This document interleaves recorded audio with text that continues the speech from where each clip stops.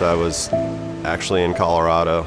Woke up to a text message from my wife, essentially pleading for help. Finally got through to her, could hear my children in the background just, screaming, panicking. They were trapped in the cellar of our house. She was just asking me to call for help. James opened the door and he went, "We're too late," turned upside down and slammed up on a tree that was in the yard. That's the only thing that kept us in the spot that we were. We was in a 32-foot RV and we were working on our home. That tree came in through the RV and scraped by my back and shoulder and wedged me up against a doorway on top of her. It's a miracle of God, of course. It is, absolutely. We know that God's angels were there with us and protecting us. When I think about April 1st, I would have never thought to be sitting here looking at you doing an interview like this.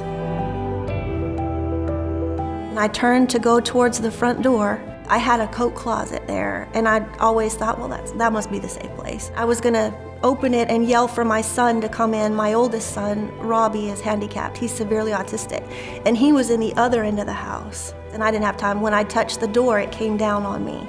I asked, "Robbie, are you there?" And he answered, and I started yelling for somebody, and I heard one of the neighbors, and they said, "We're here, we're here." Not often that you have a house collapse on somebody. And they walk out. They get up and walk out with their dog. Yes. Or to have a travel trailer be flipped with someone inside it, and for them to be able to walk out of that. They had God's hand in it, but they heeded the warning. They weren't sleeping through it. They knew something was coming.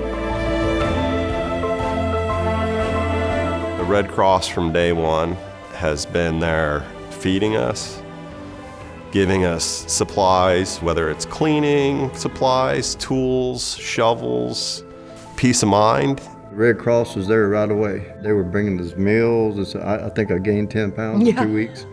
And they've got that cross on them. You know that you're gonna be okay. They all showed up. They didn't know our names. They didn't know where we were from. They didn't know anything about us. And they were there and they worked from sunup to sundown. The first thing that I remember about the Red Cross, my youngest son and I hurried back down to the rubble to see if we could find my oldest son's medication, and he has to have it. We didn't find the medicine. We sat and we had a very teary-eyed conversation together about what she had experienced and about the needs of her son. And then we were able to immediately go ahead and open a case for her and get her the financial assistance that she needed to replace her medications. I don't have the words to tell you what the Red Cross did for us. They got us through. That was a game changer for me. Everybody that I've talked to that has gone through this, we've all said the same thing. We want to be a part of that. We need volunteers, we need donors to help support these kinds of things.